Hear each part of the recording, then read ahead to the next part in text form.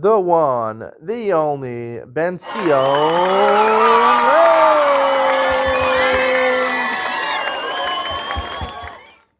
Good morning and welcome to Yeshiva YouTube. Iyun with Benzion. Today we're doing Maseches Gittin, Daf Zion. I want to talk about something which comes up briefly in today's daf, which is of colossal importance to Klal Yisrael, who relies heavily on Jewish music. It seems like every day a new artist is coming out with a new single, with a music video also. According to the strict interpretation of the Gemara in various places, at the end of Maseches Sota, here in Maseches Gittin on Daf Zion, Jewish music is forbidden. The poskim say maybe on Shabbos, at a wedding, to accompany a mitzvah, maybe it's mutter. But stam, just listening to music, I was learning over here. Whenever I learned the daf, I listen to music. Here, I'll even show you. I have these Samsung earbuds over here. They're better than Apple AirPods. I have both. They're much better, more realistic sound. And oh, I have my wallet, but I have my phone, which I'm recording with, where I have Spotify, and I play my favorite Jewish music while I'm preparing the Daf Yomi. It's boring to just prepare Daf Yomi without listening to the music. I have a playlist, various artists on my playlist, but like the rest of the Jewish world, it's okay. Even the Rabbanim say it's okay. In previous generations, Rav Pam, among others, it's forbidden. Or Victor Miller, you're not listening to Jewish music. There's no heter, and the Gemara says it's aser. And truthfully, they're right. So, nowadays the Rabbanim say, what's authentic Jewish music? If it moves the top of your body, you can listen to it. If it moves the bottom of your body, you can't listen to it. No. If you hold it's aser, it's entirely aser. Even if it's chassidish and mati shtaim, it just moves the entire top of your body. It doesn't make a difference. It's aser. But I have a heter, and you want to hear the heter? Let's see what the Gemara says. The Gemara says, Shalchu Leilam Arukva, in the middle of Zion and Aleph, Zimra Minal the Aser. How do you know you're not allowed to sing? Sirtet v'kasav lehu al tismach Yisrael gil ba'amim. It says Klal Yisrael should not be happy with what makes the non-Jews happy. What makes the non-Jews happy? Music. So therefore, you see from the pasuk it's aser. So he sent back to Mishul Mahacha. When I asked, why didn't he send for a different pasuk? B'shir lo yishtu yayin yimar sheicha l'shosav.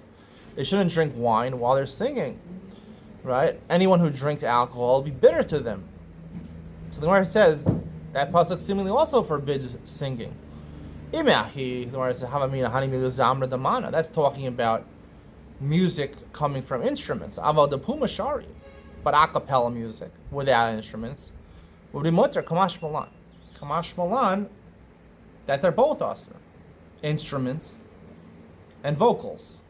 So you would say, okay, instruments means music, there's a singer, and there's instruments also. And puma means the person's just singing. But it's very interesting, though, the Gemara used the word zemer, not the word shira. Shira is different, right? The Gemara in Maseches Sukkah talks about ikar shira b'kli, ikar shira b'peh. It's talking to Levium when they sang on the ducha. They had instruments they sang with. Is the main part of the shira the vocals, or is the instrument? They had both. That's what shira is. Shira is when you have vocals, person, along with instruments, an orchestra. You have music. Not just someone singing, but you have some music, some instruments to go along with that. But a zemer is not like that. Think about on Shabbos. You think zmiros, right? There's no instruments on Shabbos.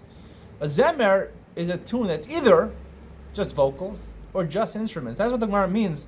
Zimra damana. You might think zimra damana, which is basically just instruments. In other words, classical music. Classical music, right? That's what the Gemara means. You might have thought from that pasuk, right? Only classical music is aser. Kamash in the second pasuk, that vocal music is aser. Vocal music without the instruments, a cappella. The only music which is mutter is real music that really makes you happy, where you have both the singer and both instruments accompanying it. And that's mutter. That's 100% mutter. That's in the shir and a zemer. A shir, a song, has vocals and has instruments. A zemer has only one, either a cappella, only vocals, or it's only instruments like classical music. That's what the Gemara is saying. Those two are forbidden because those don't make you happy. The Torah wants you to enjoy this world as much as possible, and they want you to have. And even during Sphira, I don't know where this minhag came during Sphira or during the 3 weeks that you only can listen to a cappella music. A cappella music is always usher. I'm sorry, the Maccabees, even though they make great music. But maybe it's time to amplify it with some instruments. They make great music just with vocals. I don't understand a cappella music. It's always going to sound better with either some electronic amplification or some instruments. It's always going to sound better. Use instruments. Don't be sad. Don't. Yes, the Goyim, some of them have classical music, Beethoven, classical music. Some of them maybe just sing. But Jewish people have to really enjoy themselves. And you got to have the best of the best music. You have to have instrumental with vocals. You have to have shir. Zemer is aser, like the Gemara, Zimra minal na aser.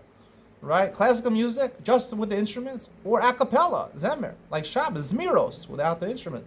That's aser. On Shabbos, you don't have a choice.